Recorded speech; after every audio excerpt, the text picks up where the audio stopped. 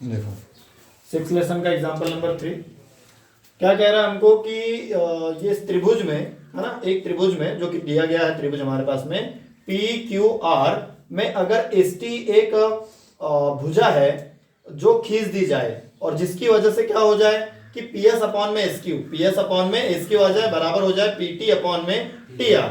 तो और साथ ही साथ हमको एक और चीज दे करके रखी है कि angle P S T equal होगा एंगल पी आर क्यू के।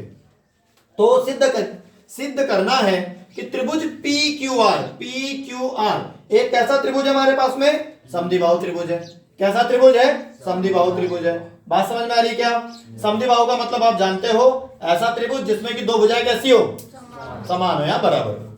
करेक्ट। अब देखो यहां पर क्या हो जाएगा कि दिया है हमारे पास में, क्या दे करके रखा है कि पी एस अपॉन में एस क्यू इज इक्वल है पी टी अपॉन में टी आर। तो आपने थेल्स का प्रमेय पढ़ा है और थेल्स की विलोम भी पढ़ी है।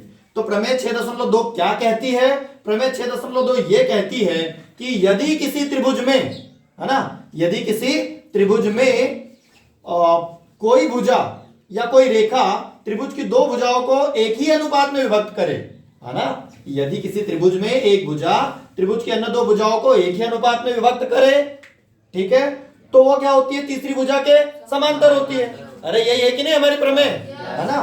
तो अब देखो, तो हमने क्या किया, पी एस अपॉन में S Q is equal P T upon में टी आर ये दिया है, इसकी वजह से हमने क्या कर दिया, प्रमेय नंबर 6.2 लगाई, जिससे कि हमको क्यू आर और समांतर मिल गया एस टी के।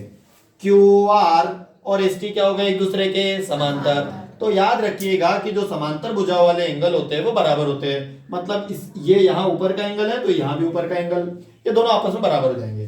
तो एंगल पी एस टी, इससे हमको क्या मिला समांतर होने से, angle P S T equal हो गया एंगल पी क्यू आर के। पी एस टी इक्वल हो गया किसके, पी क्यू आर के। क्लियर हो गया यहां तक बात, है ना। अब हमारे पास में क्या आता है कि ये हमको दिया वाला है कि P S T is equal है पी आर क्यू। देखो ये तो गिवन में हमारे पास में पी आर क्यू और पी एस टी दोनों हमारे पास में इक्वल है, ये दिया है। अब देखो यहां पर देखो जरा, पी एस टी और पी एस टी दोनों है, पी एस टी।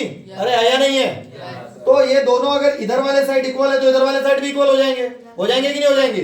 तो ये हमारे पास में इक्वल हो गए भाई, हमारे पास समीकरण 1 और 2 से एलएचएस बराबर हो गए तो आरएचएस भी क्या हो जाएंगे, बराबर। अर्थात कि P Q R, angle P Q R और एंगल पी आर क्यू दोनों एक दूसरे के क्या हो गए, बराबर। और बराबर कोनों के सामने की भुजाएं भी बराबर होती है। इसका मतलब हुआ ये कि पी क्यू और पी आर आपस में क्या है, बराबर है।